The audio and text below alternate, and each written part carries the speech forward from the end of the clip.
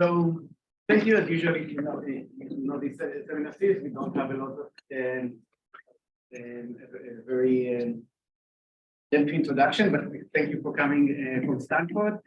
And we are excited to hear the field. Usually, I guess you work in robotics and RL, but today it's going to be about how to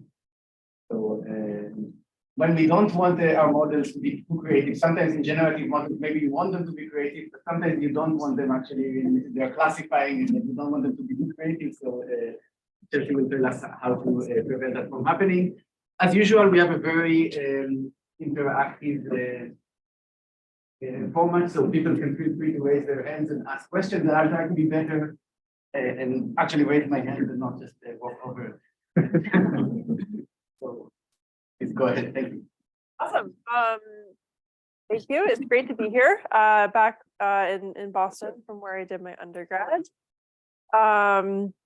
Like Boaz said, my lab does a lot of work on thinking about how robots might develop broadly intelligent behavior, especially in terms of learning low-level motor skills. And here's some cool videos of some examples of that. But today I won't be focusing too much on robotics and reinforcement learning. What I want to focus on today is the title of the talk in terms of how we might allow or what we might do about machine learning models making stuff up and being creative some of the time. So as motivation, we've seen examples of machine learning being deployed quite widely in practice, especially in scenarios where it's okay not to get exactly the right answer.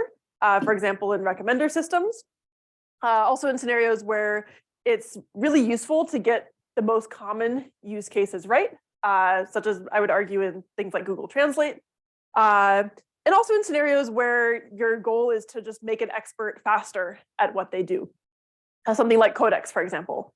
These are all scenarios where we've seen machine learning systems arguably be quite successful. Certainly, these systems have some limitations, but I think that these are some of the big success stories of machine learning algorithms in practice. At the same time, despite a lot of success in practice, we also have scenarios where machine learning models make stuff up. And as some recent examples, if you ask Bing Chat if you tell it that today is 2023, Bing Chat will try to convince you that today is not 2023, that today is 2022. Bing Chat also told a New York Times reporter that the New York Times reporter was not happy with his marriage. You're married, but you're not satisfied. You're married, but you're not in love. And to be fair, maybe this is actually true. Maybe it's not. I also learned that I co-founded a company recently as well from ChatGPT. So when does this happen? I think that this can happen for a variety of different reasons. One example where this certainly happens is if the inputs can deviate significantly from the training data. It can also happen if the model is underfitting to the data and is just trying to generate stuff that is similar to the training examples, but is not quite exactly outputting the correct answer. Or maybe it's happening in some situations because it meets the training objective in some other way. Now, I give a few examples from language models, but I would argue that this isn't just an issue with language models. There's lots of other examples of machine learning models failing in scenarios, such as in other examples of distribution shift. So for example, say you want to make the internet a better place and you want to be able to classify if some text is toxic or not toxic. You develop a classifier on your training set and on a held out validation set. It gives you 92.2% test accuracy. This sounds pretty good, but then you look at how well this classifier is doing on different subpopulations, and it turns out the accuracy drops significantly. And on non-toxic comments mentioning the Black demographic, the accuracy drops down to 69.2%. And this means that your classifier would not be very accurate if the subpopulation shifts on your platform. And more importantly, this is problematic from a fairness standpoint. And as one more example, beyond text, if you're trying to classify images, specifically patches of tissue, and be able to predict if there's tumor tissue or normal tissue.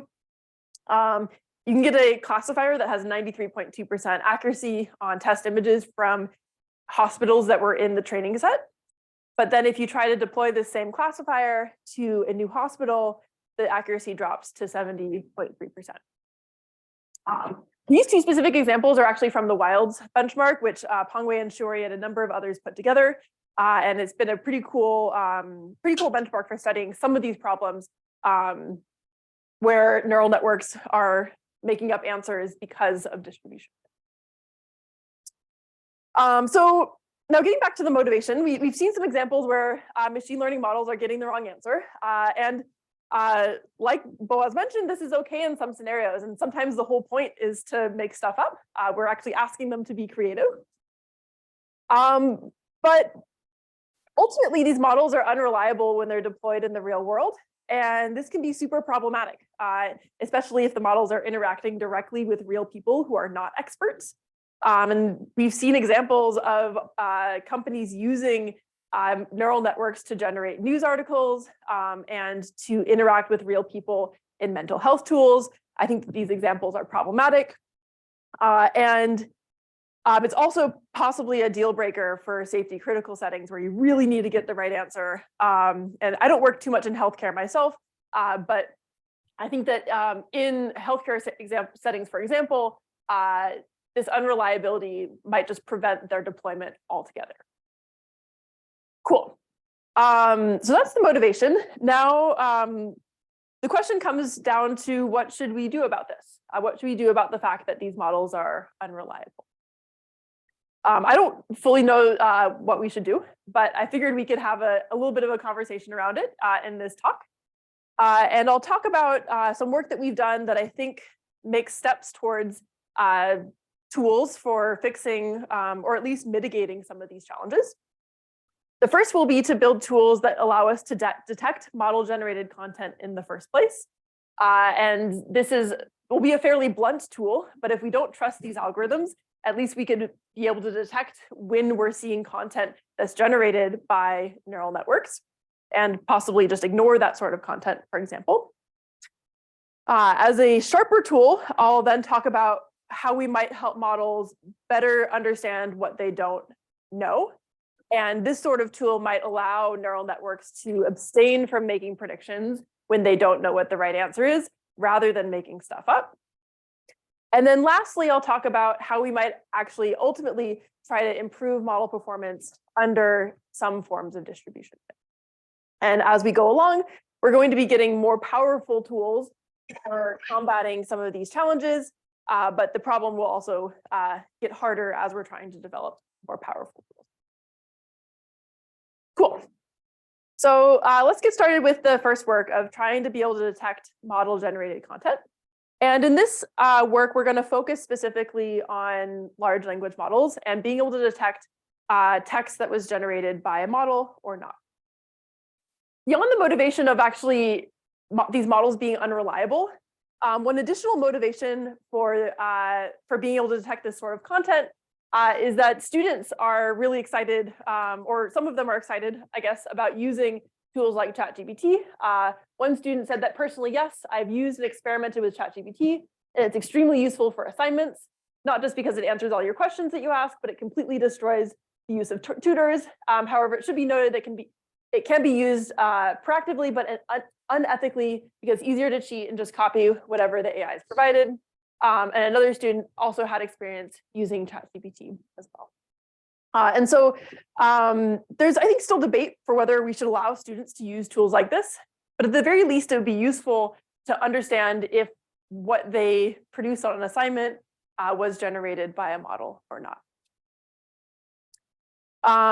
Cool. So it'd be helpful to know if we're reading text generated by a language model. The question is then, how do we do this? There are some previous approaches for trying to do this, and the simplest approach is just to try to train a second language model classifier specifically for classifying whether or not the text came from a model or it came from a human. And the way this works is you first gather a bunch of data from human sources and the models that you want to be able to detect, then train a binary classifier to distinguish between the human text and the language model text, and then hope that your classifier generalizes to new pieces of text, including text generated by new people, and possibly even text generated by new models that have been developed. This approach can actually work quite well, and these language models can learn very powerful classifiers. The downside is that you, of course, need to spend time on step one, gathering a data set that is representative of the kinds of things that you'll see at test time. And the detector can ultimately overfit to some of the specific kinds of domains and styles that you tried to, that are in the data set that you tried to collect. Yeah. If I remember correctly, the GPT-2 detector seemed to work pretty well, even against GPT-3. In that sense, maybe the detector didn't overfit that much. Yeah, so the OpenAI built a classifier that uses this exact approach. I think that's what you might be referring to. And it is actually quite good at even detecting a new model like GPT-3. There are other scenarios in which it's not good at detecting, and I'll show some examples of that.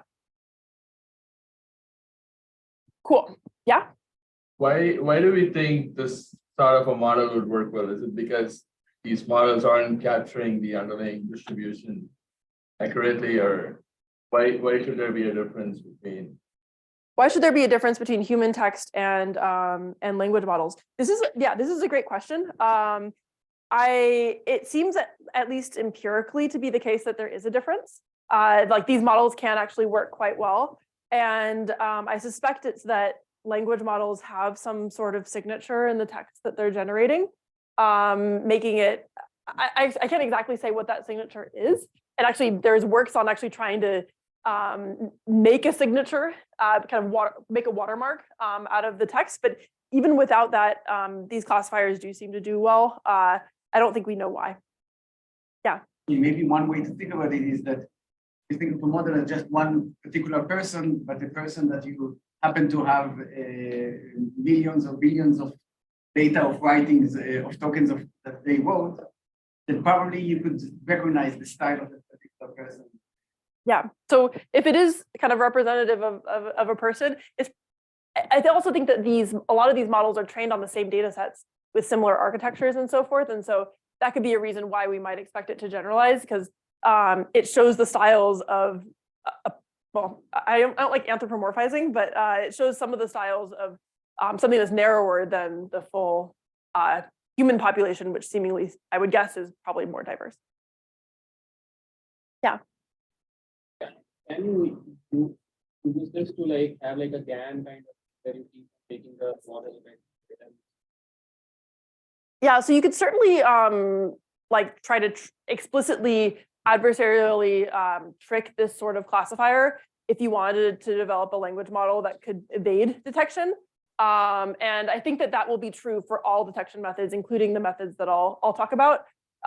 Fortunately, I do think that a lot of language model creators wouldn't necessarily want to be evaded. And actually the whole kind of narrative around watermarks is that they actually want to make it easier to be detected rather than easier to be evaded.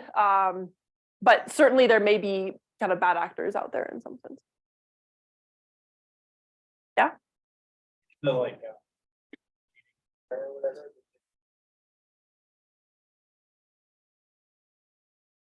Not in a way that's like showing the ability, but in a way that's Yeah. Yeah, so rather than kind of adversarially training a language model, students and other entities could edit the text that's generated by a language model. And the amount that they edit will make it, as you edit more and more, it will be harder and harder to detect because it will look more and more human. And certainly there's like the desired behavior of these detectors actually becomes a little bit blurry once the text starts being edited, because it wasn't purely generated by a model, wasn't purely generated by a language model and or a human. And we won't, I think that blurry boundary is really interesting. We won't really consider it too much in this work. Yeah. Is the situation similar for other modalities? Like Is the situation similar? So there are actually a bunch of methods that have been developed for detecting if an image was generated by a model or not. And I actually think that literature has existed longer than this literature because people have been using Photoshop, I think, longer than they've been using large language models to generate text. I do suspect that some of the ideas here would translate to images. We haven't been able to find image-based methods that, like, a lot of them are somewhat specific to images, and we haven't been able to have them translate necessarily to text. Cool. So detraining this sort of classifier is one approach that we could take. Another approach would be to try to use the source language model itself to detect its generation zero shot. We're actually going to end up using an approach like this. But the most naive way to use the source language model itself would be to look at the log probability of each token. And if the average log probability of the text that was generated is above some threshold, then it probably came from the model. And if it's below that threshold, then it's more likely to be human generated. And this sort of approach doesn't actually require you to collect any training data. And it should, in principle, generalize much further because you're not going to be kind of specific to the examples that you collected. The downside is that it isn't so accurate in practice. And then, of course, another limitation is that it does require access to the model, or at least some proxy of the language model that you want to detect. And this limitation will also hold for the method that I'll be presenting. Cool. So we'd like to avoid the difficulties of training this detector, but actually get something that works better than the approach of just thresholding the log probability. And really, the key idea behind this work is that rather than just thresholding the probability, maybe the structure of the model's probability function around a particular passage could be useful for detecting if it came from the model or not. And the specific hypothesis that we have is that samples generated by the model will lie near the local optima or the local maximum of the model's log probability function. And another way to say that is that if we kind of slightly perturb the text in our passage, then if it's generated by the model, the log probability will probably drop to some extent. And so a cartoon visualization would be something like this, where if it came from the model, it would probably be close to where this, this kind of red pentagon is. And if it came from a human, it probably wouldn't be near a local maximum. And the way that we could actually try to test this hypothesis is we could actually try to see if we perturb a particular passage, does that end up dropping the log probability consistently, or is it not consistent in terms of the log probability dropping? And so we'll take this hypothesis and we'll actually test it. We'll use the T5 model to perturb some text. We'll perturb it for both human text and model text and test how much the log probability drops according to the model's log probability function. So what is T5? Yeah, so T5 is it's an example of a large language model. It's specifically, it's kind of like a BERT style model where it can, it's bidirectional. And so if you mask out a few tokens, then it can fill in an example of those tokens. It's just essentially something that we can use to perturb a piece of text. Cool, and so we tested this hypothesis and we took some examples of human-generated text and model-generated text. We perturbed them and then evaluated the log probabilities, or how much the log probability dropped. And what we see is that for model-generated examples, which are shown in orange, the drop in probability is often, we often see a drop. This is often a negative number when we look at the perturbed log probability minus the original log probability. And in contrast, for human-generated examples, it's actually often still somewhat negative, but not nearly as negative as if it's model-generated. And so this means that we kind of consistently see this larger kind of discrepancy in the log probability. And to get a detector, we could simply basically just threshold on this drop in log probability. So when you're perturbing here, you're perturbing like a word and seeing the future histogram of the log probabilities, or So we're perturbing a few segments of a couple tokens. So we mask out a few segments of a couple tokens, fill that in with T5, and that's the perturb. and have you? I mean, this is related to something literally we were discussing yesterday that I was arguing that even without this perturbation, at least in earlier language models, the histogram of the log probabilities looks very different from like the entropy rate drifts over time. So I'm wondering if you have these plots just without doing this, just like take the histogram of the log probabilities and that might look very different from the text. Yeah, so we haven't actually, or at least I haven't kind of visualized those histograms of the log probability of the different tokens. We will show comparisons to like thresholding based off of probability and rank. And we'll see, I mean, I don't want to give it away too much, but we'll see that this method does do a lot better than those approaches. But it could be that the histogram has more signal than just thresholding. So yeah, that's interesting. And you know, it might not give you like a high accuracy detector, but on average, like it's very clear something's off. Yeah. Even in low order statistics. Yeah. It's not good enough to give you 90%. Yeah. It's clear, like, something- Yeah, it's clearly different. Yeah. Do you think the use of T5 versus other perturbations? Yeah, so we did some experiments with something like a BERT model, which is like a lot smaller, and it did work to some extent, but it wasn't quite as good. So yeah, the model that you use to perturb definitely matters. Also, if the model that you're using to perturb is like, I think with BERT, for example, I think we found it to be more deterministic in terms of how it was perturbing things, and we weren't getting as diverse of perturbations. And so that wouldn't give you quite as much signal than if you use something like T5. Yeah. Curiosity question. So I'm wondering if for humans, if you take, I don't know, sort of pulp fiction writers versus literature writers, they've got their different histograms. It's probably known. Predictable how much is.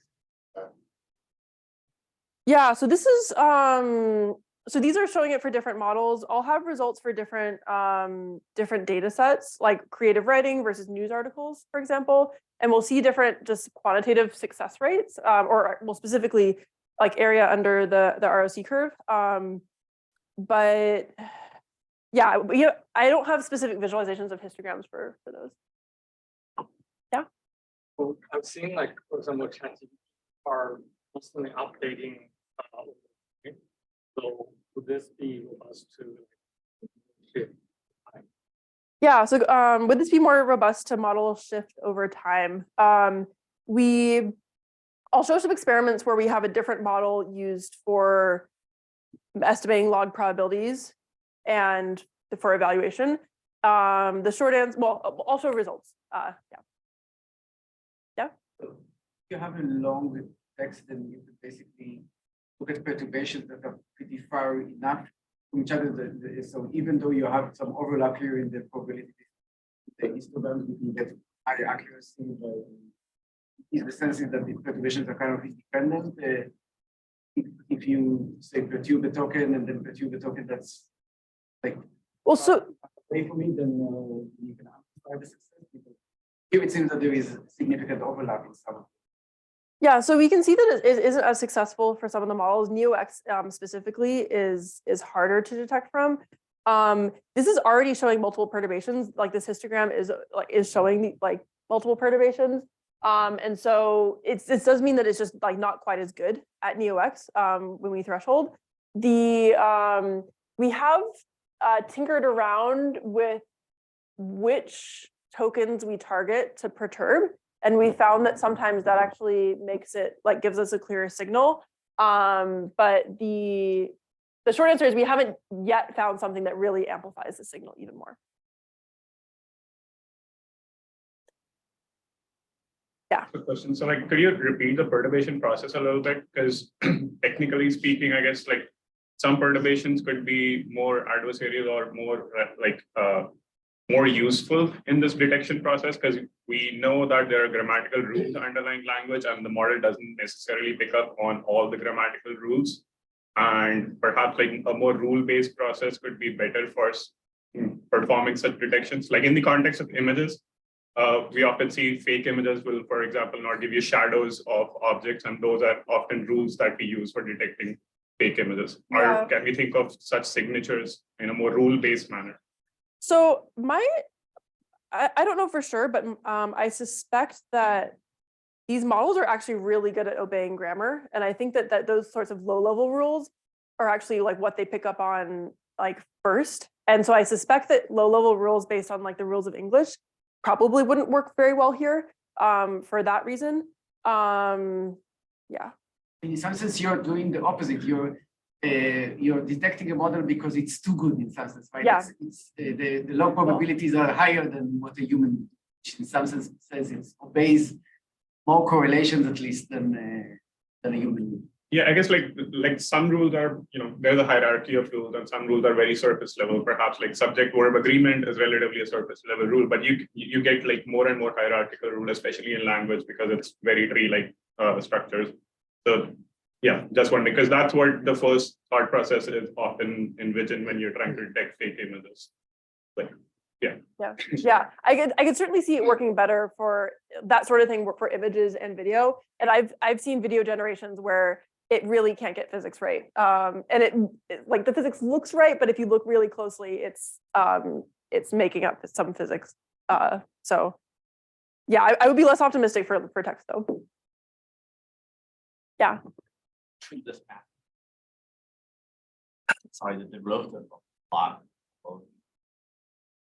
Sorry, can you repeat the first part? Regards as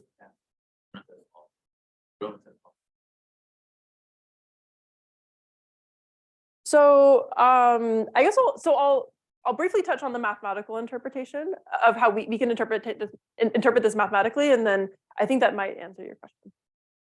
I guess first I can briefly go into kind of how the whole pipeline works, and then I'll talk about our crude interpretation. So we have a candidate passage, and then what we do is we first perturb this passage to specifically by masking out some parts of the text, and then filling that in with T5. We get these perturbations. We then evaluate the log probability of the original example as well as the perturbed examples, ideally with the model that we're trying to test for, but it could also be a proxy model. And then we're going to be comparing the log probability of the original with the log probability of the perturbed examples. And if this ratio is high, then that suggests that it probably came from the model. And if it is no, then that probably suggests that it came from some other source.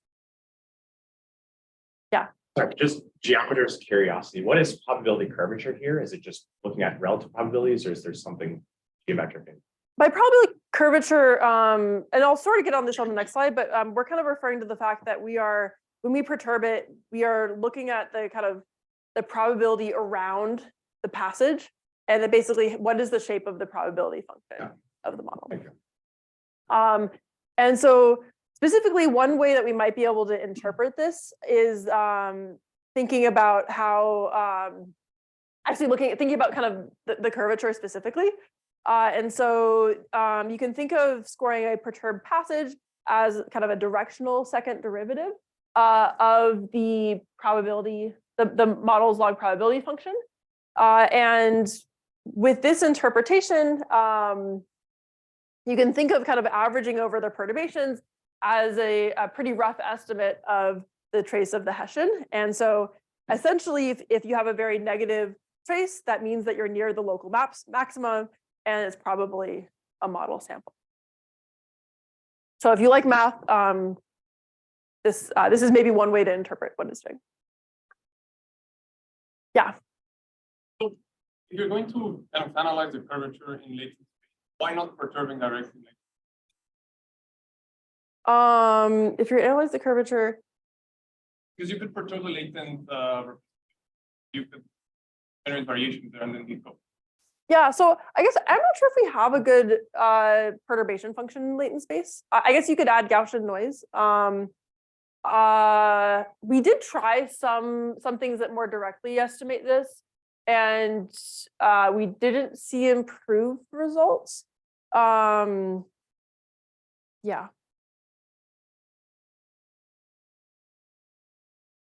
Cool. So how well does it work?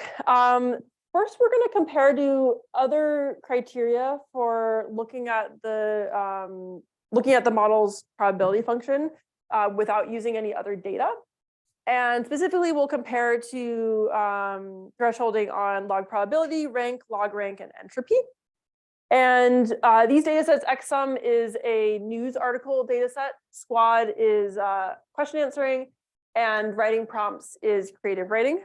And what we see is that across the board, this sort of approach is able to achieve a much higher, I guess it doesn't say what these numbers are. These numbers are all, area under the ROC curve. And so we're able to consistently outperform these prior methods or match these prior methods. Log rank actually is pretty clearly the second best here. And that does quite well on writing prompts, especially. Yeah. Very real, but did you try median instead of mean? Like maybe there are some outliers for just plot the histogram across different perturbations. How does it look? Yeah, so I showed the histograms earlier, and you're average across multiple sentences. Right? For a single passage, the average over multiple like the histogram over multiple. Yeah, so we definitely have seen histograms that are long-tailed when we evaluate it, and we actually have a demo online that will actually show you the histogram as well after perturbing it. We haven't tried median. If I remember correctly, the histograms that I've seen are long-tailed to the left, like the tail kind of goes into a higher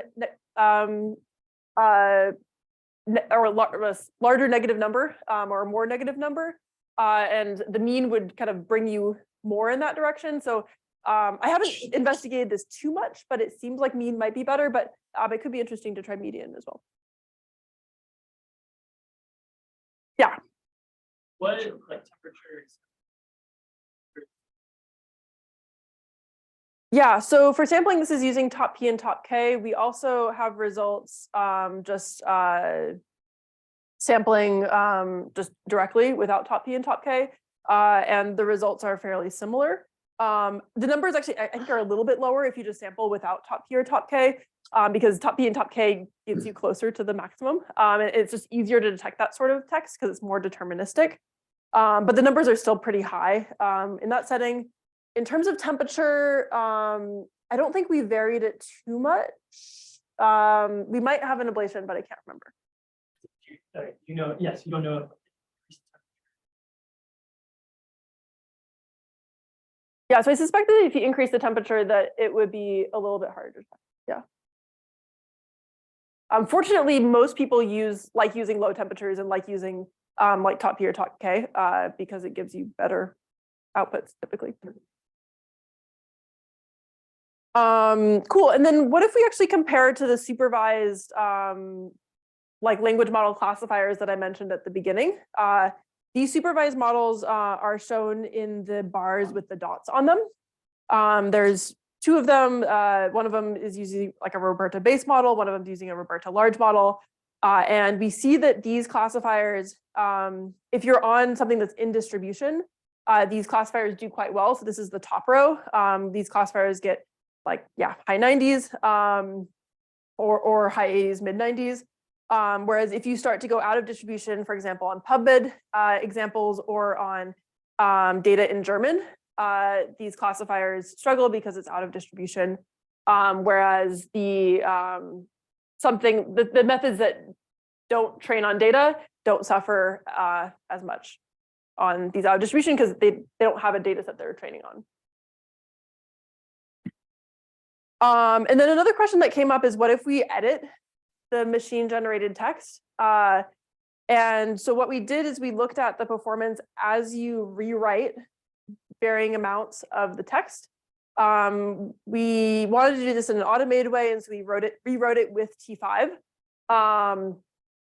And so this may not be exactly representative of rewriting it with a human or having a person rewrite the text. And generally, we see that the methods get worse as you rewrite some of the text, and the accuracy goes down, especially as you get towards rewriting around a quarter of the text.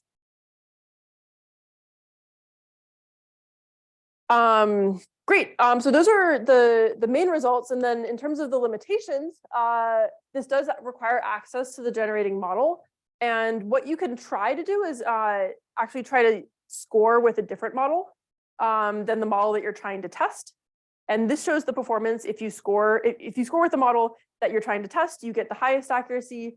It does seem like if you score with another model, you can still get somewhat reasonable performance, but it certainly drops in comparison to using the actual model that you're testing. Yeah. From top of your head, do you have any idea of training there? Seems like those two are from the same. Oh, they're not from the same company. They were trained, like GPTJ is an open source model, for example. Are they both from Luther? Or? Okay, I can't remember off the top of my head. Yeah, I think that Neo, well, maybe someone in the room would know better than I. But... It was like way larger than yeah. Yeah, so Neo's a lot larger. Yeah, that's what I thought, but I was not confident enough. Another limitation is that this is fairly computationally expensive. You need to evaluate the log probability of around 100 perturbations of text. And so if you want to detect if something came from GPT-3, then you might need to pay OpenAI a bunch of money to tell if it was detected or not. And then lastly, like I mentioned before, you probably can fool these detectors by adversarially attacking them by rewriting the text in different ways or prompting in clever ways. Cool. So to summarize, there's a lot of an increasingly amount of language model text in the wild. It'd be nice if we could give a little bit more scrutiny to this sort of text than human written text. And we developed a method that could use a language model out of the box to detect its own outputs. I wouldn't, maybe don't do this during the talk, but we also have a demo online and you can play around with it. You can also, specifically using GPT-2 as the score because we didn't want to overload our GPUs too much. And you can also generate from GPT-2 and try to see if you can fool it. Yeah. What's the intuition for why this should work when the proxy model is different? Because when you have the same model, for me, the intuition is it's sort of self-consistency. Right? You're looking at a model that is maximizing objective, changes output locally, their probability is probably decreasing. But when the model is different, when the proxy model is different, I don't see why a priori they should be have the same curvature in part of the space. Yeah, so when the proxy model is different from the model that you're testing, I think that in some ways there isn't necessarily any reason to expect it to work. I do think that these models, though, are often trained on very similar data sets, and they're all trying to maximize next word token prediction, maximize the likelihood of the next token. And so that similarity may lead them to have similar signatures in some ways, and may lead them to have similar probability functions. So that would be my intuition, at least. And if you train it with a completely different objective and a completely different data set, then my expectation would be that that sort of proxy wouldn't work at all.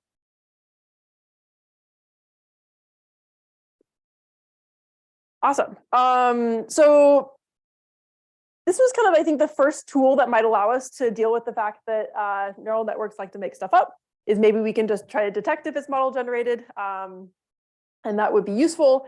But what would be even more useful is if the models didn't make stuff up when they didn't know what the answer was. And so what I'd like to talk about is whether we can help models better know what they don't know.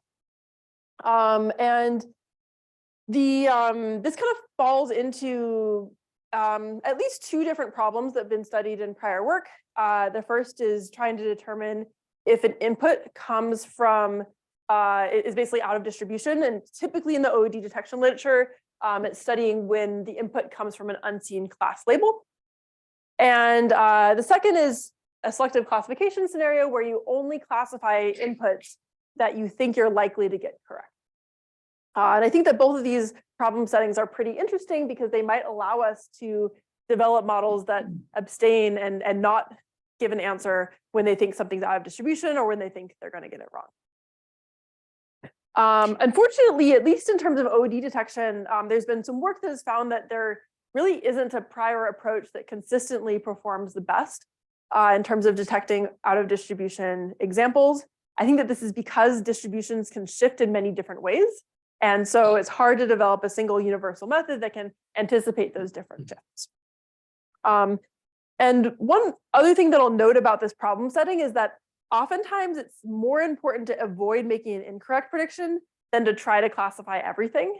And by that, I mean, it's often sometimes better to be conservative because even if you're not sure and you would actually eventually get it right, you could still ask, the kind of cost of asking an expert or a human might be much lower than the cost of getting it wrong.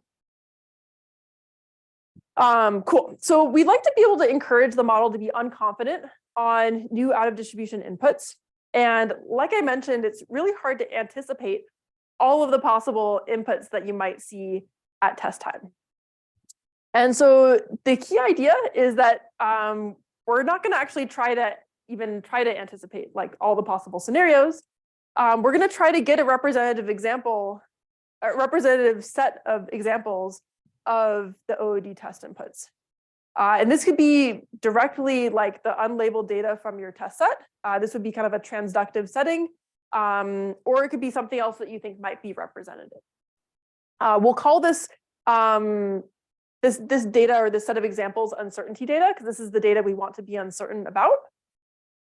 And then we're going to take a model and fine tune it to minimize training error and minimize confidence on the uncertainty data. And so specifically what this looks like is we'll be minimizing like a typical cross entropy loss or minimizing negative log likelihood of the data. And then we'll have the second term that minimizes the confidence of the model. And specifically one way to do this is to minimize the cross entropy to a uniform label distribution to encourage it to output uniform labels rather than a more like peak label distribution. And so now the question is, we're going to minimize training error and minimize confidence on this set of examples. What should that set of examples be?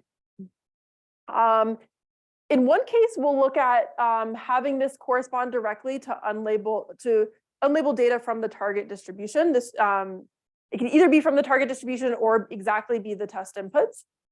And these test inputs, I should note, they might be not just OOD examples, they might be a mix of OOD examples and in distribution examples. However, like we don't really want to minimize confidence on these unlabeled in distribution examples, but this regularizer will have a different effect on the in distribution examples and the out of distribution examples, because it's going to be much harder to push down the confidence on the in distribution examples because it has the first term on in distribution data, whereas it's going to be much easier to push down confidence on out of distribution examples in that uncertainty set. So that's one setting that we'll look at. And then we'll also look at a setting where the uncertainty data corresponds to misclassified examples from an ID validation set. These are basically the examples that the model gets wrong when that data is held out. Yeah. If it is indeed the case that it's easier to push down confidence for out of distribution than in distribution, is it the case that already before adding this term, you had higher confidence in distribution than out of distribution? So it may not be the case that you already had higher confidence. the higher confidence on in distribution data than out of distribution data. It could be that it has still very high confidence. I mean, the confidence on the out of distribution data could really be whatever, because it never saw those inputs before. So I don't think like we can necessarily expect it to be lower confidence on the out of distribution data, but like once we actually start training on those examples and telling it to minimize confidence, we're going to see like the objective conflicting for those interdistribution examples a lot more than for the out of distribution. I guess, yeah, I mean, there wasn't really a penalty before for being overly confident. Yeah, exactly. And even completely random. Yeah. So we'll refer to this procedure as transductive confidence minimization.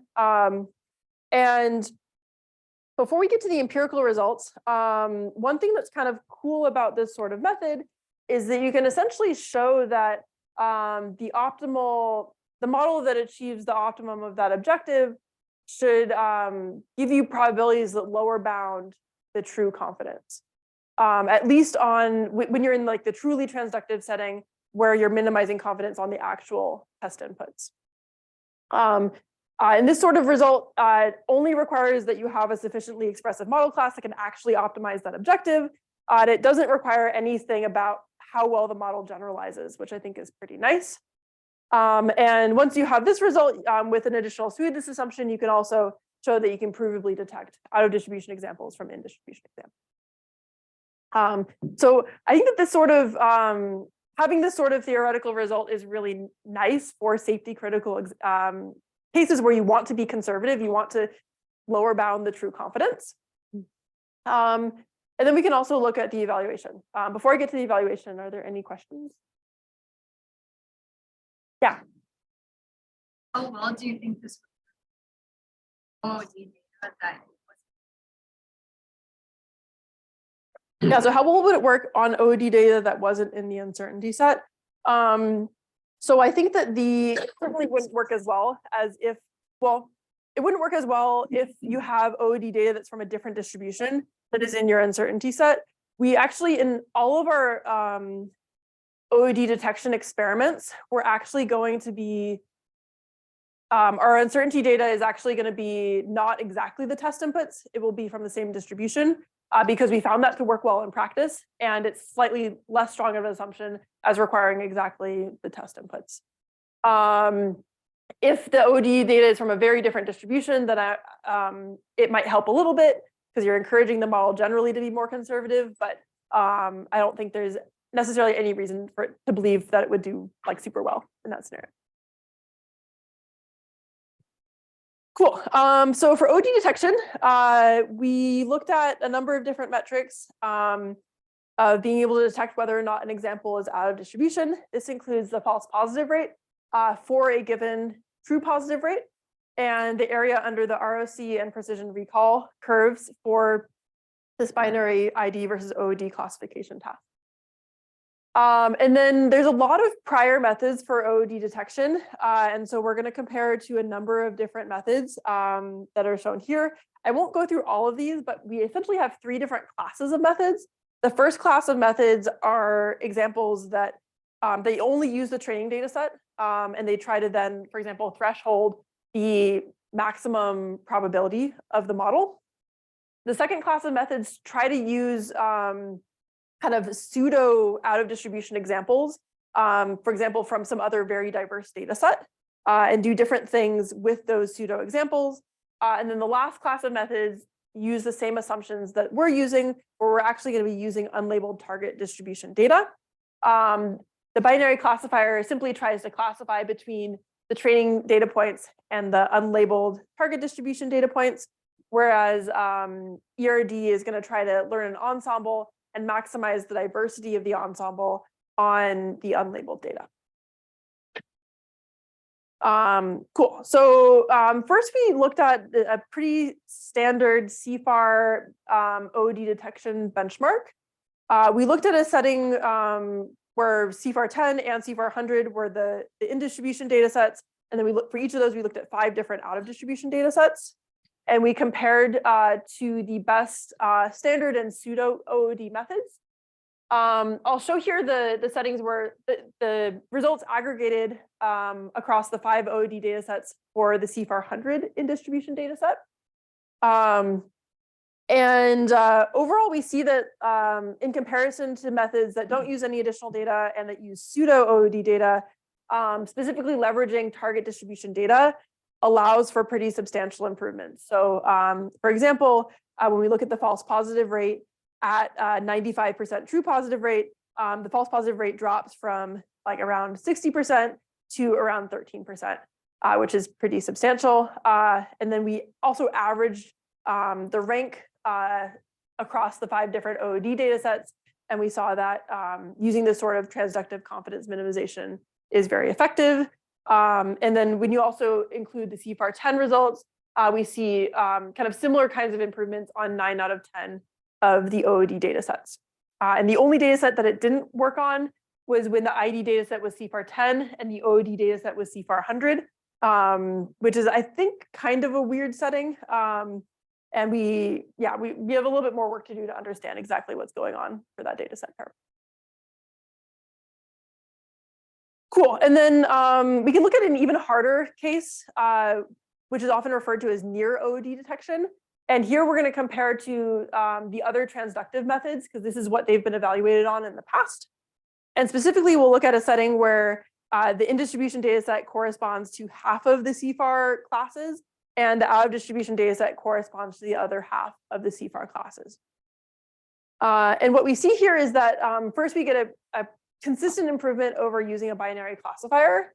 And then in comparison to ERD, which maximizes the diversity of the ensemble, we either match the performance of ERD or outperform it across the board. And it's worth noting that ERD requires an ensemble of 3 models, whereas we're just using a single model. And so that's kind of one reason where it might be nice to use just confidence minimization on a single model. Cool, and then I'll briefly mention some of our selective classification experiments as well. In this case, the uncertainty data set corresponded to the misclassified examples from an in-distribution validation data set. And the metric that I'll focus on is coverage of the data set at a specific accuracy. And this is, if you really care about hitting like 95% accuracy, this is how much of the data set can you classify at that accuracy. And here we're going to compare it to maximum softmax probability and also a binary classification approach that uses the same assumption as we do again. And here it's going to be classifying between correct training data and validation data versus misclassified validation inputs. And then we'll also compare to fine tuning on the validation data set as well, which is also going to use that same validation set. And so here we're considering this land use classification data set from the WILDS benchmark. So it's a fairly realistic problem. And we evaluate on different test data sets, a test data set that's in distribution, a test data set that's out of distribution, and then a test data set that has a mix of in distribution and out of distribution data. And first on the in distribution data, which is from the same countries as was in the training set, we see a similar performance between TCM and fine tuning, simply fine tuning on the validation set. This isn't too surprising because this is all kind of in distribution. Whereas when we move towards out of distribution data, we see a 2 to 10% improvement on these data sets in terms of how much you're able to classify given a 90%, a 95%, or a 99% selective accuracy. Cool. So to summarize, I talked a little bit about, in this part of the talk, about how we might help models know what they don't know. And we did that by having them minimize their confidence on data, unlabeled data from the test distribution. We did this primarily on image classification problems, including satellite image classification. We actually haven't run too many experiments on language tasks, but I think that it would be pretty interesting to see if you could, for example, have a language model be better at basically minimize the confidence of the language model on inputs at test time. And like I mentioned, we're fine tuning with this objective. So we actually are already starting with a pre-trained objective, and you might be able to make this fine tuning stage fairly cheap. Although of course, fine tuning a large language model is never a small feat. Yeah. So expect this pipeline to be useful, although for large language models where like the scale of the data is so huge that any notion of outer distributionness is very difficult to even define. Are you worried about evaluation, or are you worried about Like currently, I guess like my understanding was that you're using some sort of test data, like or data from the test distribution to define that whole confidence maximization objective, right? Yeah, so I mean, I think that if the test data is actually in distribution, then it should just uniformly lower the confidence of the model a little bit. It shouldn't affect the performance of the model. Whereas if some of it is out of distribution, then we would expect it to lower the confidence on that out of distribution data and not have too much of an effect on the in distribution data. So I'm not too worried about scenarios where the test distribution is all in distribution, for example.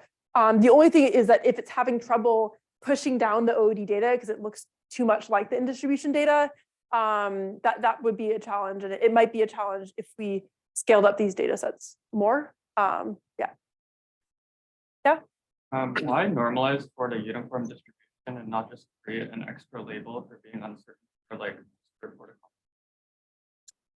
Right. So why normalize into the uniform distribution rather than creating an extra label? I think that it's a lot nicer to minimize confidence in that if you create an extra label, it'll essentially just correspond to a binary classifier at that point. And you're not going to be using leveraging, you're not going to be seeing how the model reacts to trying to push down the confidence, because it could basically treat that last label as a completely separate prediction problem. And we did see empirically that it's able to do a lot better than just a separate binary classifier. So I would worry that you wouldn't get the nice some of the niceties that you get if you did that. Yeah. You try to mix in, say you have two distinct out of distribution data sets, and you try to be uncertain on both. You have a sense of whether trying to push the confidence for both at once versus whether there is any kind of negative interactions between them, or is it possible for you to kind of use this method to push down various different out of distribution while keeping the in distribution fine? Yeah, so I suspect it would be fine if you had multiple different out of distribution data sets. I mean, in some ways, a lot of the existing experiments, you were seeing data not just from one out of distribution class, but from multiple, and so you could sort of already view that as multiple, multiple new out of distribution distributions. So yeah, I would expect to be fine in that case. Yeah. To follow up on the question regarding uniform assumptions, so do you have intuition for what this would do on simple toy model? Let's say you had a mixture of Gaussian, right? Mm-hmm. You might have an out of distribution example that is likely not going to be equally far from all Gaussians. Mm-hmm. Does that make sense? So that in terms of likelihood ratio, it will probably have a higher likelihood to be closer to one of the Gaussians, but it's not uniform, right? So basically, do you have some intuition as to toy models? So the regressing to the uniform, or not regressing, classifying, there's cross-entropy loss to the uniform distribution is specific to classification. And if you were doing a mixture of Gaussian with a regression problem, you would want to probably maximize entropy, and that would correspond to something different. I haven't thought too much about what it would look like in the regression setting. I suspect it would be possible, but I'd have to think about it a little bit. You might need to use some sort of kernel thing. I was thinking of a classification setting where the data are actually drawn. So drawn from the mixture of Gaussian. I see. The cluster, I guess that the uniform thing is better in some sense than a single sample, because the model, even without initializing it, is already probably somewhat close to that, and so you're trying to push it in the direction it wants to go. Direction that it's already was part of the way there. Yeah. Yeah, I know, I really like Dumbo's question. So maybe a different way of doing it. Like suppose, you had a guess for the KL between the truth and the out of distribution, or what that is. Like they're different. Because if you have a mixture of Gaussians that's overlapping, you don't really want to push them too far, but they are different. Yeah. And, suppose, but we know it's a function of the means, and suppose like, we had some guess at that. Could you view this, like, could you reformulate what you're doing as, or do a variant where you're trying to maximize your likelihood subject to a constraint of having a KL against an incorrect distribution? And that way, like, it's kind of, the statistician in me is unhappy about a method that isn't consistent. Yeah. But what's nice here from Dembo's viewpoint, like maybe you could kind of get both by enforcing like. Yeah. constraint. Yeah, I think that would be interesting. Off the top of my head, I think it'd be useful to have paper, I think, Sure. but I think that would be pretty interesting. Yeah. Can you go back one slide? So here you're using the wild data set, right? Is Yeah. this, and you said you're fine tuning on the ID validations, right? Yep. Is there a reason why the ID validation set? Because I think wilds also comes with OOD validation set, right? Or do you know how the results would compare if you fine tune on the OOD validation set? Yeah, so some of the data sets come with OOD validation sets. I can't remember it. I think most of them do, I think including FMOW. We wanted to use ID validation sets because we thought that would be like less of an assumption than an OOD validation data set. Because we're minimizing confidence on the misclassified examples. So you actually need labels for the validation data set. And that's why we wanted to use in distribution. I can't remember off the top. We did actually at some point run some experiments with an OD validation data set, and I can't remember off the top of my head what the results were. Okay. Would you expect it to perform better? I would expect the overall, I think I would expect it to perform better. In some ways, you're actually being harsher on it because you're telling it like with the ID set. So it may actually be in some ways possibly better with the ID validation set. But my guess is that it would be better with the OD validation set because it should be kind of, well, especially if it's OD from like the test OD, like the test region. If it's from a different region, then I'm not sure. Yeah. Final knowledge, I change. I have no labels. One is cat and the other is dog. No label is actually tiger. Tiger is quite close. It's far from dog, so I would hope my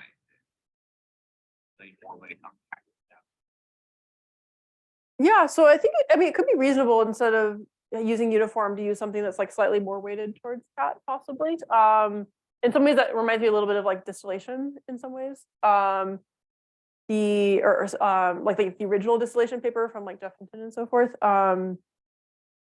Yeah, I'm not sure when you would have that sort of prior data, but yeah, or prior knowledge.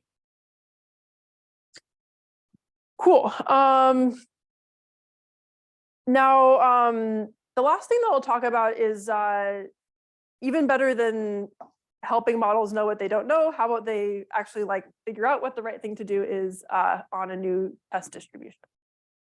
And we've actually done a lot of different works on improving robustness to distribution shift, but I'm just going to cover one of them here. And before I talk about that, it's worth kind of acknowledging some of the previous approaches for tackling distribution shift. And we're going to focus on covariate shift, and we'll certainly focus on covariate shift and possibly something more narrow than that. First, in terms of like tackling covariate shift, one previous approach for doing this is to simply rebalance the data.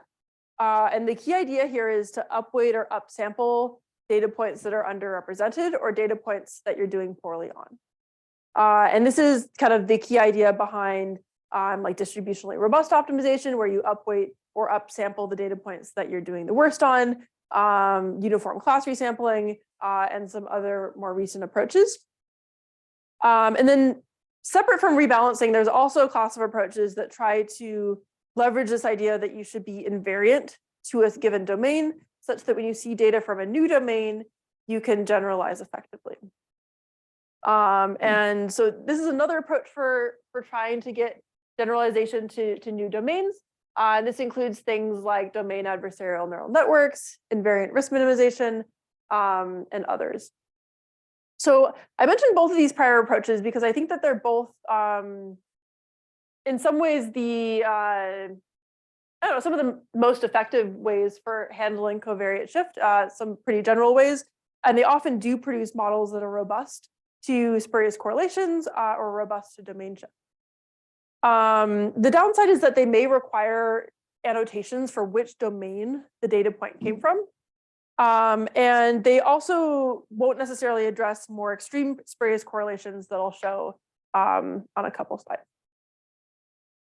And now the other thing that I'll mention here is that if we want to be robust to distribution shift, we are going to need to make some additional assumptions beyond the standard IID assumption.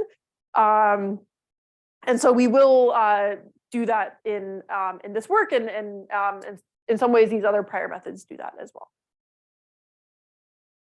Cool. So I'd like to start with a really simple example of distribution shift, and then we'll later move on to more complex examples. In particular, our goal here is a 2D classification problem where we have two features, and our goal is to classify between the positive training examples in blue and the negative training examples in red. And our test data points are going to come from the distribution of data points that cover the full range of these two features.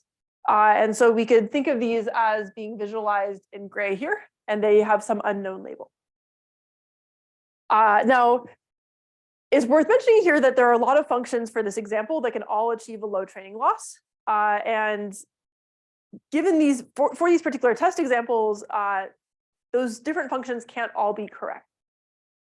This problem is kind of inherently underspecified in that even if you kept on getting data from the training distribution, it doesn't cover the space of the top right quadrant and the bottom left quadrant. And it's specifically underspecified because there is covariate shift. Now, there could be some possible solutions for this simple problem. One would be to try to regularize towards the correct function. This will require some domain knowledge of what the correct function might be, and it requires a way of converting that domain knowledge into a regularizer, which might be simple in this 2D example, but might be a lot harder if you're dealing with image inputs. Another approach would be to try to learn a posterior over the parameters such that once you get a small amount of data, you can kind of quickly narrow that down to the correct function. And unfortunately, that sounds great, but these sorts of methods don't scale to deep network.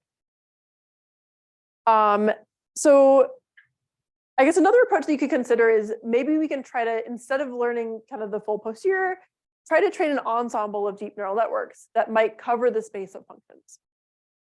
And unfortunately, if you do that and you train a classifier, 3 separate classifiers with different random initializations, you get 3 functions that look quite similar to one another. And the ensembles don't actually effectively cover the space of classifiers. And so they show very little disagreement, even on this really toy data set. And they could actually be, this sort of phenomenon could actually be even worse if you're in a larger scale setting where there might be a bias towards some simpler feature compared to a complex feature. And so the idea that we're going to have is instead of learning one function, we're going to try to learn multiple functions that cover the space, and then ultimately pick the correct function. And rather than hoping that our ensemble will learn diverse functions, we're going to try to actively diversify the functions that we're learning. And we're going to do that on data from the test distribution. Unfortunately, trying to diversify on data from the test distribution doesn't require any labels on that data.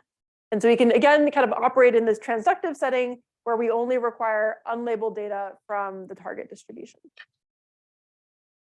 And so specifically what this will look like is we're training multiple functions. This could be a full ensemble, but it could actually also just be a neural network with multiple different heads, one for each function. We saw that an ensemble doesn't work. And so what we're going to do instead is we're going to have all of these functions try to minimize training error. as well as try to maximize their disagreement on unlabeled test data. And so specifically, we'll have a neural network kind of like the one pictured here. You have two different heads or more than two different heads possibly. And we try to encourage the predictions from those two heads to be different. And if you consider the space of functions that are near optimal on your training distribution, we essentially want to push apart these functions in terms of their predictions on test data. And so ultimately what we'd like to be able to do is learn something on our toy example that looks like this, where the decision boundaries that it ends up learning, they both accurately classify the source data, but make differing predictions on as much as the target data as possible. Now, there's a question of how we actually quantify disagreement on unlabeled test data. What we found to work best is to minimize the statistical dependence between the predictions of these two heads. And we can measure that with the mutual information. And this sort of this sort of equation can be calculated in closed form for categorical distributions for classification problems. So we're essentially going to try to encourage all the heads to do all the training data and to make independent predictions on the test example. So this will give us diverse functions that cover the training data set. And once we have those diverse functions, then it's just a matter of trying to figure out which one is the correct one. And with that, we can use a small amount of data from a small amount of labels from our target distribution in order to do that. There's a few different things that we could do. We could just randomly label some data points from our test distribution and select the head that is the most accurate. We could require fewer labels by actually explicitly querying for labels that are most disagreed upon by our different heads, and then select the most accurate head. Or if you, yeah. Make sure when you say randomly label, what you mean is you query random label point and get the correct label, not a random label. Oh, yes, get the correct label. Yes, yes, yes. It's important to get the correct label. So these are two options. Another thing you possibly could do is you might be able to inspect the function that it's learning.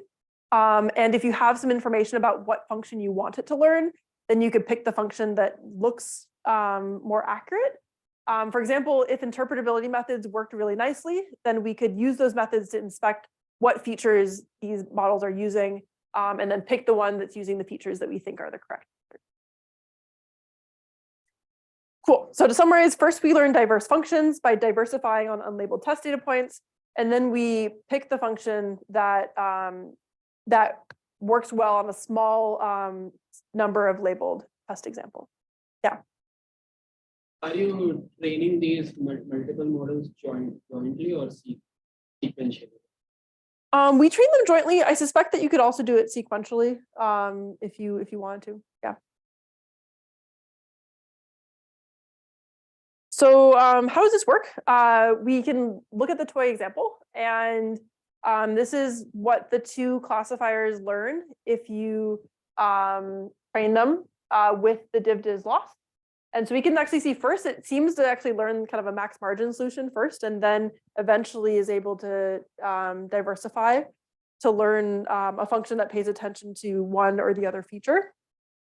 If we give it more than just two functions, it will learn, this is just with a linear decision boundary, it will learn to kind of more thoroughly cover the space of possible functions. So this is pretty nice because this means that unlike an ensemble, we're actually able to more effectively cover the space of functions, specifically the space of functions that meaningfully make different predictions on test examples. Cool. So let's move beyond a toy example. We created we tried to first make it hard on the model and actually give it training data that had perfect correlation between multiple features to try to see if it could actually learn functions that paid attention to those different features. So for example, we made a harder version of the waterbirds data set where the training examples are all either waterbirds on water backgrounds or land birds on land backgrounds. And likewise, we made a harder version of some of the SLEBE data sets where there's a perfect correlation between two of the attributes in the images. There's going to be either an imperfect correlation or no correlation in the test data. So it actually has to pay attention to the correct feature. And then we'll be measuring both average accuracy and worst group accuracy, where group corresponds to essentially one of the 4 quadrants. For DivDis, in these experiments, we're going to use 2 heads and 16 active queries for the disambiguation stage. It actually probably doesn't need as many as 16. It probably can actually do just as well with fewer queries. And you could also give it more than 2 heads, although we found that for these experiments, it only needs 2 heads. In our initial comparisons, we compared to kind of standard training as well as different upweighting approaches, JTT and group DRO. We don't actually, in these settings, expect upweighting to be helpful because there aren't any examples that break the correlation. And so these are really more of kind of like a sanity check in terms of the comparison. And so what we see is first that these methods, as we expect, really struggle when you give them test data that breaks the perfect correlation that they saw during training, because they'll pay attention to the simple feature. And in contrast, by learning and trying to cover the space of functions and then get a small amount, 16 active queries on the target distribution, we're able to get substantial improvements on these data sets. And then those comparisons aren't exactly fair because those methods don't get any labeled data from the target distribution. And so we can design some methods that do actually use labeled examples from the target distribution. And so we'll compare it to a method that trains a neural network on the training data plus n minority examples. And also something that trains ERM and then fine tunes on n target examples. And what we see is when we give it these n examples from the target distribution, DivDis is much more label efficient at figuring out what the correct function is because it essentially pre-computed what the possible functions might be. And even with 128 labels, it's performing significantly better than fine tuning and joint training. Cool. So that's the first example. The second experiment, we can look at the kind of classic waterbirds and SLEB robustness benchmarks. And in these cases, a lot of prior methods actually often tune hyperparameters with respect to worst group accuracy. And so they actually require group labels, not during training, but during hyperparameter tuning. And if you tune it with respect to average accuracy instead, the performance is a lot worse, but this is more realistic because it doesn't assume access upfront to information about the spurious feature. And then in contrast, DivDis is able to actually do pretty well when you tune with respect to average accuracy. And essentially this means that it can be, you can tune it and train it without access to group labels. You just need access to a few labels of the target distribution data. We come back to the last slide. Yeah.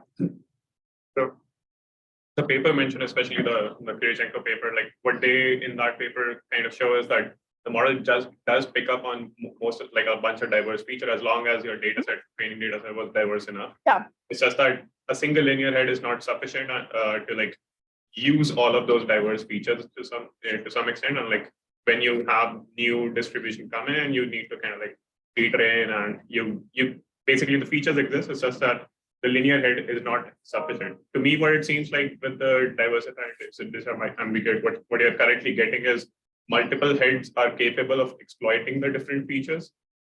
And so like the results are more or less consistent. It's just like perhaps the multiple heads is what is leading to a lot of performance improvement, but not so much of like improving the feature learning process. Just want to clarify that. Right. Yeah. So the prior works have shown that the features often are quite good, and you can just kind of retrain the last layer. And like that's even the title of the paper. And so yeah, it may be. In these experiments we were training the whole network with the DivDis objective. But we have actually not in the paper, but after these papers came out, we tried just doing DivDis on the last layer only.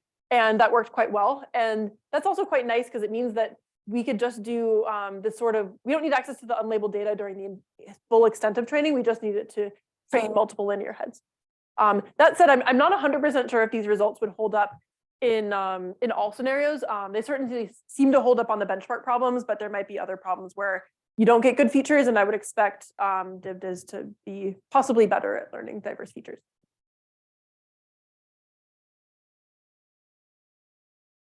Cool. And then lastly, coming back to the very beginning, I mentioned the chameleon data set, which is this tissue patch data set. And the training data set has labeled data from in-distribution hospitals. And then we're going to use unlabeled data from out-of-distribution hospitals and apply DivDis to this problem. There isn't any complete correlation in this problem, like experiment 2 as well. And what we see is, in comparison to previous domain adaptation methods, we're able to kind of actually do well in this setting as well by learning these diverse features and then quickly adapting at test time. And we're able to get around like a 3 to 4% improvement over the best prior domain adaptation method. Cool. So to summarize, DivDis can be viewed as a way of tackling underspecification in data, and it can even handle scenarios with severe underspecification with complete correlations. And it does this by considering multiple hypotheses, and it performs well even without group information. And we also have code available online. Cool. So first, to summarize what I talked about some tools that we might be able to use to handle the fact that neural network models are quite unreliable. And this ranges from blunt tools to try to simply detect model-generated content to more powerful tools that actually try to improve predictions on out-of-distribution data. Looking forward, I figured I might use this opportunity to speculate a little bit about what we might be able to do beyond what I talked about today. And one thing that I didn't really talk about is that maybe we shouldn't necessarily be using the same learning objective even. Typically, we try to maximize the probability of some labels or the next token, but this may encourage the model to simply try to produce things that look like the data rather than actually get the behavior that we ultimately want from them.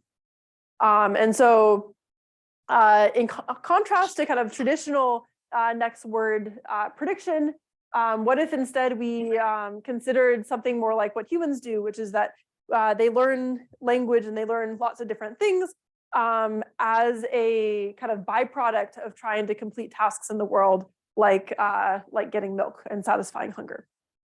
And perhaps we might be able to train machine learning models situated in a world where making mistakes has consequences, where making stuff up has consequences. And maybe by doing that, we might be able to learn more robust notions of language. We have some very initial work at seeing if we could actually learn language in a situated 3D world. And we see that even if the task of, for example, finding an office in a 3D world isn't related to learning language, an agent can learn how to read signs, very simple signs on the wall, and use that to figure out how to navigate to certain scenarios. So maybe something like that might be a step towards models that have a more full understanding of the world and are perhaps more aligned with the objectives that we care about. The last thing that I'll mention is that while machine learning models often make stuff up, people also make stuff up all the time as well. And so maybe we should also figure out how to get people not to make stuff up, and then we can figure out how to get models not to make stuff up. I'd like to thank my students. I especially like to highlight Eric, Caroline, Fahim, and Yunho, who led the work that I presented. And if you're working on distribution shift, I'd encourage you to take a look at Wild and Wild Time, and happy to take a few more questions.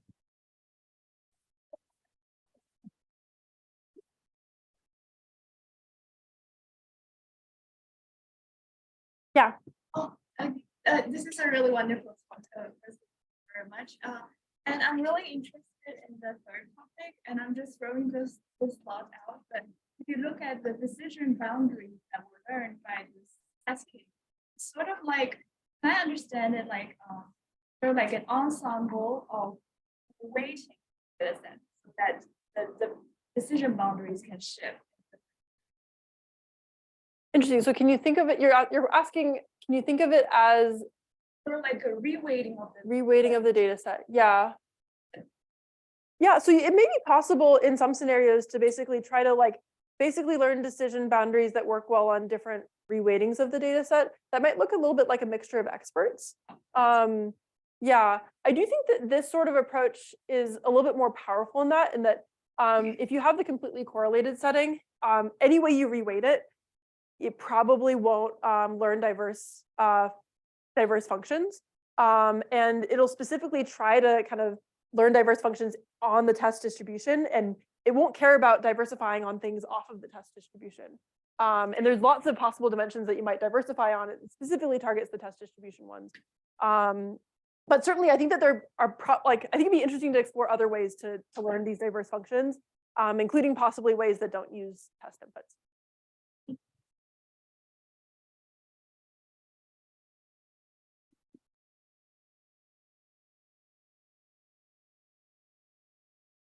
I think Devin asked this, but maybe just coming back to this question that, at least for the first two parts, you're kind of getting a sense of like when there's modeling errors. And now you will back to this again, like anytime you find like a signature, something's wrong, that gives you a way to fix it. And if the signatures are things we care about, this should, maybe the point is like we should actually use this to try to fix the model. And have you thought about like how to do that? Because like I thought about this a bit for the histograms of the p-hats, because these are like entropy rate drifts. Like we know there's statistics are wrong. Yeah. It's actually, but somehow there's a computational problem of how the heck you fix these problems of long-term generations. Because if you're imposing like a constraint where you have to sample from the thing. Yeah. So I definitely haven't thought about it before. It does seem like perhaps you could change the objective a little bit to like maybe we can have a more detailed objective rather than maximizing likelihood, like maximize more of these statistics, for example. It seems plausible that might lead to a better model, but I haven't thought about it.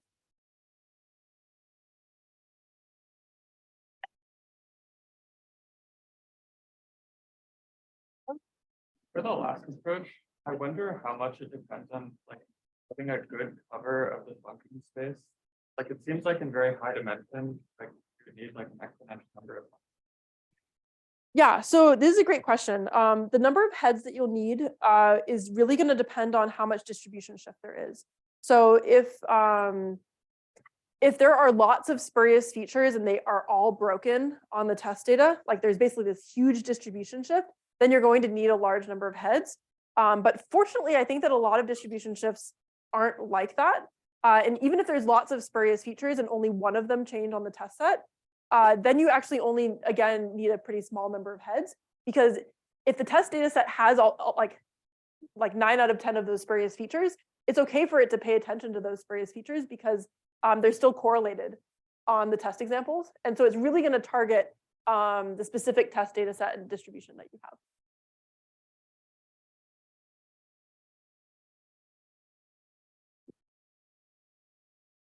Is it ever useful to look at intermediate applications like? Yeah, we couldn't come up with good metrics for diversifying. This was the only good metric that we could come up with for diversifying. I would love, I think it'd be really interesting to be able to just measure functional diversity in some way and diversify along that way. And we actually tried a bunch of things, including using interpretability methods. So like, can you have it be like have diverse saliency maps or something like that?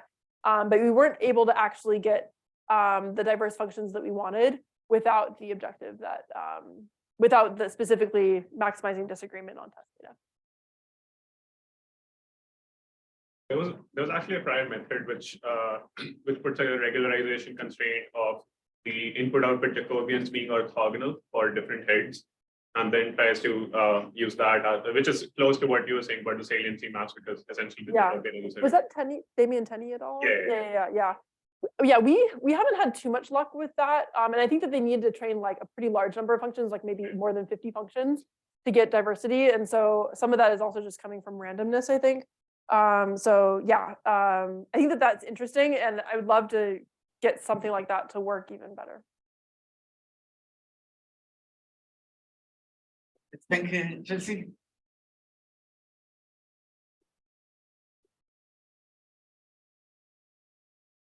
It's one. No. So, problem with maybe by like using the that's unreliable.